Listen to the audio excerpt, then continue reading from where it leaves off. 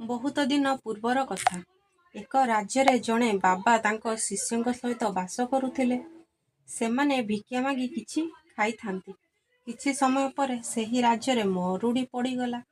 ଖାଦ୍ୟ ଅଭାବ ଦେଖାଦେଲା। ବାବା ଓ ଶିଷ୍ୟଙ୍କୁ ମଧ୍ୟ ଭୋଜନରେ ଅସୁବିଧା ହେବାକୁ ସେମାନେ ସେହି ରାଜ୍ୟ ଛାଡ଼ି ଅନ୍ୟ ରାଜ୍ୟକୁ ଯିବାକୁ ବାଧ୍ୟ ହେଲେ। ଅନେକ ଦୂର ଯାଇ ସେମାନେ ଗୋଟିଏ ନୂଆ ରାଜ୍ୟରେ ପହଞ୍ଚିଲେ। ସେଠି ଖବର ପଡ଼ିଲା ଯେ ଘିଅରୁ ଆରମ୍ଭ କରି ଚାଉଳ ପର୍ଯ୍ୟନ୍ତ ସବୁକିଛି ମାତ୍ର 1 ଟଙ୍କାରେ ମିଳୁଛି। ଏହା ଶୁଣି ଶିଷ୍ୟ ବହୁତ ଖୁସି ହେଲା। ସେ ବାବାଙ୍କୁ କହିଲା, ବାବା, ଆମେ ଏଠି ମଠ କରି ରହିବା। ବାବା କିଛି ସମୟ ଭାବିଲେ। ପରେ କହିଲେ, ନାହିଁ ବେଟା, ଏଠି ଆମ ପାଇଁ ବିପଦ ରହିଛି। କିନ୍ତୁ ଶିଷ୍ୟ କହିଲା, କିଛି ହେବନି ବାବା, ଆମେ ଏଠି ରହିବା। ଶିଷ୍ୟ ବହୁତ ଅନୁରୋଧ କରି ତାପରେ ବାବା କହିଲେ, ଭଲ, କିନ୍ତୁ ମନେ ରଖିବ, ପରେ ଯାହା କିଛି ହେବ ମୋତେ ଦୋଷ ଦେବନି। ତାପରେ ବାବା ଓ ଶିଷ୍ୟ ସେହି ରାଜ୍ୟରେ ପହଞ୍ଚିଲେ। ଭିକ୍ଷା ମାଗି ଘିଅ, ଛେନା, ଦହି ଖାଇବାକୁ ଶିଷ୍ୟ ଆସିଲି ମୋଟା ହେଇଗଲା। ଏହା ଦେଖି ବାବା କହିଲେ, ଶିଷ୍ୟ, ତୁମେ ବହୁତ ମୋଟା ହୋଇଗଲ। ଏହା ତୋ ପାଇଁ ବିପଦ ସୃଷ୍ଟି। କିଛି ଦିନ ପରେ ଏକ ଘଟଣା ଘଟିଲା। ଜଣେ ଚୋର ଗୋଟିଏ ଘରେ ଚୋରି କରୁଥିଲା। ସେତେବେଳେ ହଠାତ୍ କାନ୍ଥ ପଡ଼ି ଚୋରଟି ମରିଗଲା। ଚୋରର ସ୍ତ୍ରୀ ଯାଇ ରାଜାଙ୍କ ପାଖରେ ଅଭିଯୋଗ କଲେ ଯେ ମୋ ସ୍ୱାମୀ ଚୋରି କରୁଥିଲେ, କିନ୍ତୁ ତାଙ୍କ ଉପରେ କାନ୍ଥ କାହିଁକି ପଡ଼ିଲା? ସେହି କାରଣରୁ ସେ ମରିଗଲେ। ମୋ ପାଇଁ ନ୍ୟାୟ ହେବା ଉଚିତ। ରାଜା ବହୁତ ନ୍ୟାୟପ୍ରିୟ ଥିଲେ।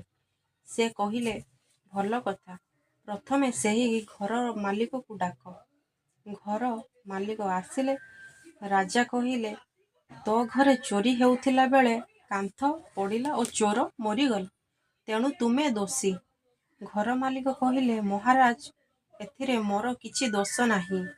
ଦୋଷ ତାର ଯିଏ କାନ୍ଥ ତିଆରି କରିଥିଲେ। ତାପରେ ରାଜା କାନ୍ଥ ଦେଇଥିବା ଲୋକକୁ ଡାକିଲେ। ରାଜା ପଚାରିଲେ, ତୁ କିପରି କାନ୍ଥ ଦେଲୁ, ଯେଉଁଥିରେ ସେ ପଡ଼ିଗଲା ଓ ଚୋର ମରିଗଲା?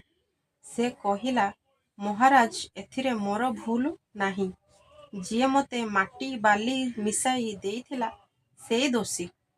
ରାଜା କହିଲେ, ଠିକ୍ କଥା, ସେହି ଲୋକକୁ ଡାକ। ସେମାନେ ଆସିଲେ। କହିଲେ, ମହାରାଜ, ଯେତେବେଳେ ଆମେ ବାଲି ମାଟି ମିଶାଉଥିଲୁ, ସେତେବେଳେ ଗୋଟିଏ ସ୍ତ୍ରୀ ଆସିଲା ଓ ଆମକୁ ବାଧା ଦେଲା। ସେହି କାରଣରୁ ଆମେ ଭଲ ଭାବରେ କାମ କରିପାରିଲୁ ନାହିଁ। ଅସଲି ଦୋଷୀ ସେହି ସ୍ତ୍ରୀଙ୍କର। ରାଜା ତୁରନ୍ତ ଆଦେଶ ଦେଲେ, ସେହି ସ୍ତ୍ରୀକୁ ବନ୍ଦୀ କର। ସେକୁ ବନ୍ଦୀ କରାଗଲା ଓ ତାଙ୍କୁ ଫାଶୀ ଦେବାକୁ ଆଦେଶ ଦେଲେ। କିନ୍ତୁ ସମସ୍ୟା ହେଲା, ସେ ସ୍ତ୍ରୀ ବହୁତ ପତଳା ଥିଲେ। ଫାଶୀରେ ତାଙ୍କ ଶରୀର ଠିକ୍ ସେହି ଭାବରେ ନାହିଁ ବସିବ। ରାଜା କହିଲେ, ତେବେ ରାଜ୍ୟରେ ଯିଏ ମୋଟା ଅଛି ତାକୁ ଧରି ଆଣ। ସେକୁ ଫାଶୀ ଦିଅ। ସବୁଠି ଖୋଜାଗଲା। ରାଜ୍ୟରେ ଏକମାତ୍ର ମୋଟା ଲୋକ ଥିଲା ବାବାଙ୍କ ଶିଷ୍ୟ। ସେକୁ ଧରି ଫାଶୀ ପାଇଁ ନେଲେ। ଶିଷ୍ୟ ରୋଇ କହିଲା, ବାବା, ମୋତେ ବଞ୍ଚାଅ। ବାବା ସାନ୍ତ୍ୱନାରେ କହିଲେ, ମନେ ପକାଅ, ମୁଁ କହିଥିଲି, ତୁମେ ମୋଟା ହେଲେ ତୋ ପାଇଁ ବିପଦ ଆସିବ। ଯେଉଁଠି ସବୁକିଛି ଶସ୍ତାରେ ମିଳେ, ସେଠି ଶେଷରେ ଏଭଳି ଅବସ୍ଥା ସାମ୍ନା କରିବାକୁ ପଡ଼େ।